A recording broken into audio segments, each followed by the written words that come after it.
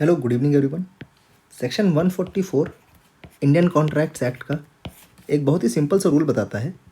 वो ये बताता है कि अगर किसी पर्सन ने श्योरिटी दी है, कोई श्योरिटी बना है और वो इस कंडीशन पे बना है, कंडीशन उसने क्या रखी है कि एक और व्यक्ति आए, bring one more person and he has to act like a co surety. उसने कहा अगर आप इस कंडीशन को फुलफिल करोगे तो मैं एज अ श्योरिटी आपके इस कॉन्ट्रैक्ट में पार्ट लूँगा। वो कोई और पर्सन आता भी है बट वो को श्योरिटी नहीं बनता है, को गारंटर नहीं बनता है, he does not act as a co surety. तो भाई सिंपल सी बात है, जो ओरिजिनली बंदा जो श्योरिटी बन रहा था उसकी श्योरिटी इनवैलिड मानी जाएगी। मतलब he will not be accountable to principal creditor, he will not be accountable to principal debtor और क्रेडिटर। सेक्शन 144 यही बात कर रहा है।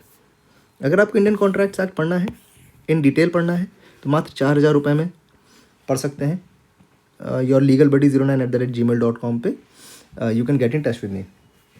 देखिए सेक्शन 144 क्या बात करता है। सेक्शन 144 तो अभी हम लोगों ने सेक्शन 145 क्या बात करता है। देखिए सेक्शन 145 बहुत सिंपल सा रूल, हम लोग उसको पहले पढ़ चुके हैं। यहाँ पे बात हो रही है, कह रहा है कि भाई जो श्योरिटी है उसने जो क्रेडिटर को पैसा ऐसा जो देना था दे दिया। ठीक है, ऐसा समझो कि भाई क्रेडिटर है, प्रिंसिपल डेटर है, श्योरिटी है।